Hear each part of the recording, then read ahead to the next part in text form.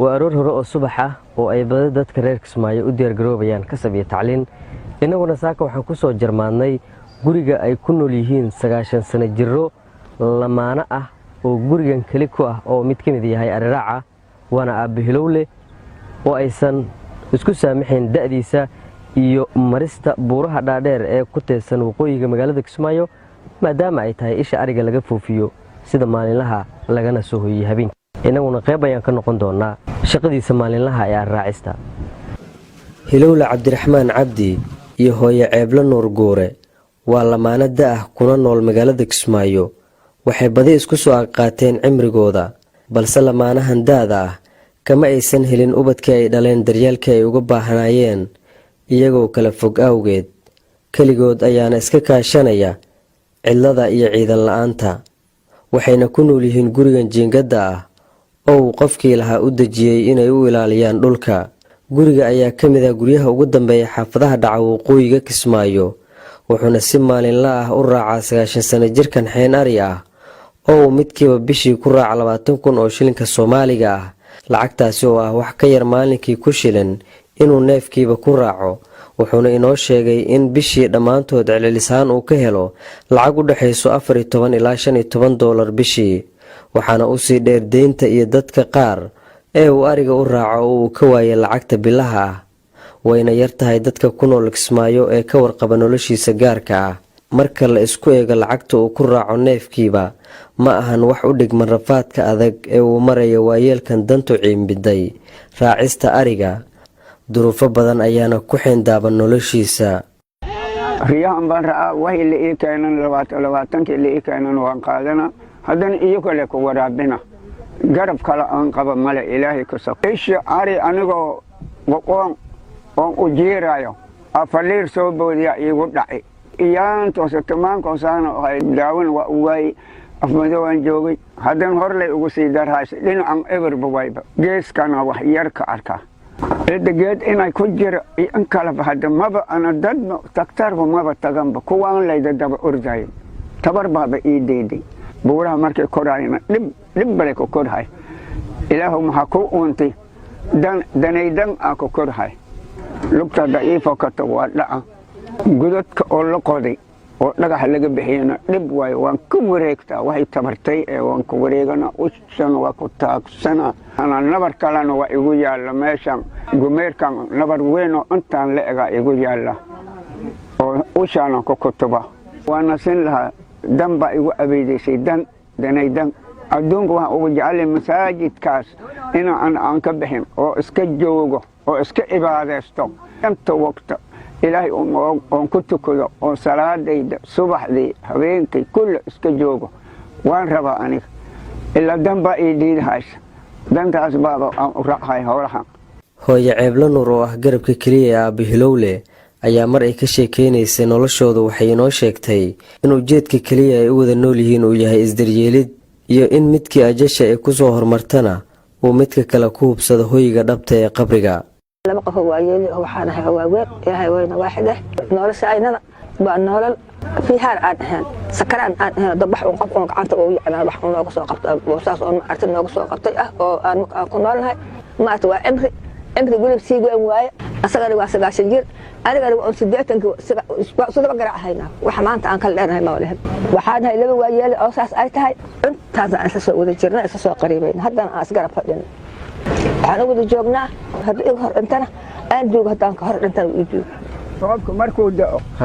anigu waaba dhacaaba waa qarqar kaliya la dhaca sax dalad ma wad waa dhaca gab bas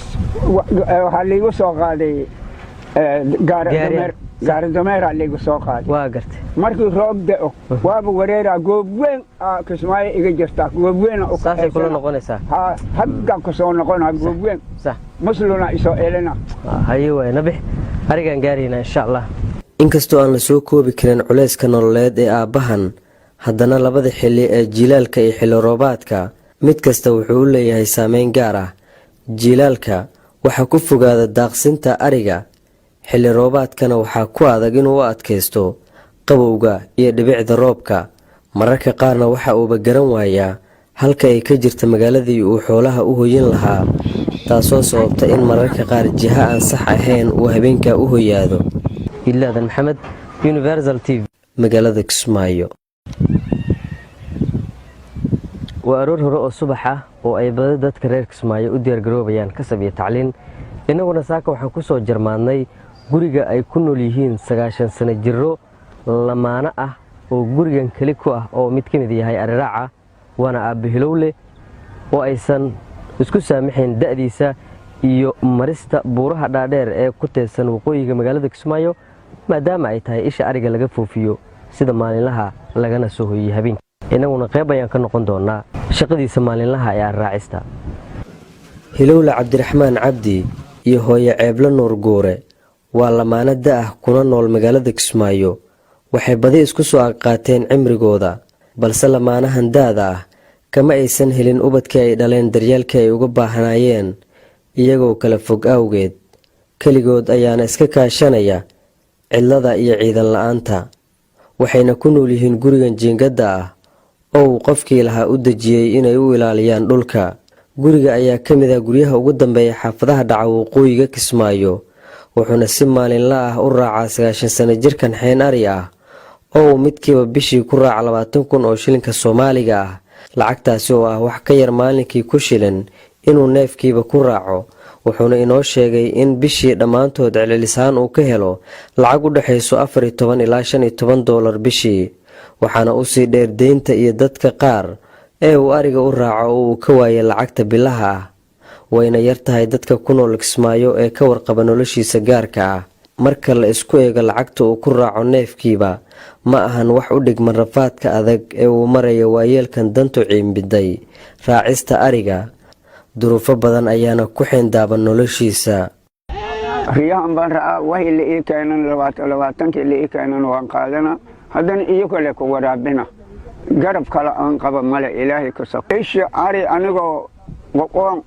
oo u jiirayo afaliir soo boodiya igu dhacay. iyaan toosatamaanko saana ay daawin waa way afmadowaan joogay, haddana hor lay ugu sii darhaysay dhinacan eberba wayba geeskana wax yar ka arkaa. geed inay ku jiro in kala bahada maba ana dadno taktarba maba taganba kuwaan layda daba ordayo tabar baaba ii deeday. buuraha markay korayna dhib bale ku korhay. ilaahu maxaa ku uuntay danaydan aa ku korhay. lugta daciifo ka tago waa dhaca. gudadka oo la qoday oo dhagax laga bixiyana dhib waayo, waan ku wareegtaa waxay tabartay ee waan ku wareegana ushana waa ku taagsana. ana nabar kalena waa igu yaalla meeshan gumeerkan nabar weyn oo intaan la ega igu yaalla oo ushana ku kutuba. waana sin lahaa dan baa igu abeedaysay danaydan. adduunka waxaan ugu jeclay masaajidkaas inaan aan ka bixin oo iska joogo oo iska cibaadaysto inta waqta ilaahay oon ku tukado oo salaadayda subaxdii habeenkii kulle iska joogo waan rabaa aniga. ilaa dan baa ii diidahaysa, dantaas baaba aan u raacahay howlahan.